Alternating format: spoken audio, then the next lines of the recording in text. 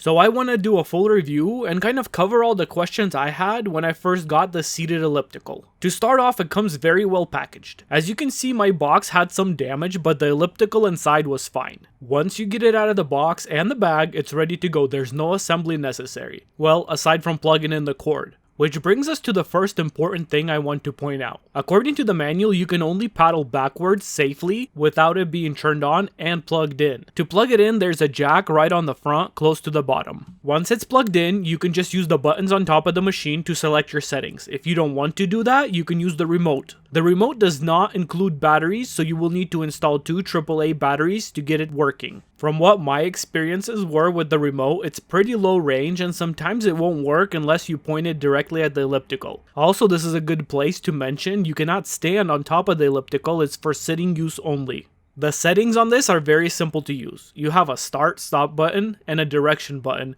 that only works when you have the machine in manual mode. I will touch on that a bit later. Then you have the data button that simply cycles things like how long you've been paddling, how much calories you've burned, etc. Then you have the power button and 2 buttons to adjust the speed and a mode button. The mode button allows you to select between manual mode or 3 preset modes. The preset modes are called P1, P2, P3. They will change your speed and direction by themselves in different patterns. So for example, forward 2 minutes at speed 3, then backwards for 4 minutes at speed 1. Several people in the reviews did not like this and probably didn't realize that HA mode is the manual mode and you can set your own speed and direction. This is my personal favorite mode, and the only limitation of this is the elliptical will auto shut off after 30 minutes. But you can turn it right back on and keep going if desired. Now this next part is going to be my opinions on this elliptical, so before I do that, quick disclaimer, this was given to me free of charge in exchange for a review. While that in no way affects what I'm going to say, I like to be fully transparent before giving my opinion on things. I think this looks like a well designed and excellent machine to have. Even looking at this from a safety aspect, they seem to have thought things through. The back part of the paddles are just wheels and it rolls on the base, so if anything gets caught underneath, it just lifts up and rides over it. Then I tested what would happen if something got caught between the front of the machine and the base. The machine just powered off. Now, having said that, it does take a decent amount of force to make it stop, so I wouldn't go purposefully putting anything between the front of the pedal and the base. Now, as for the practicality of this elliptical,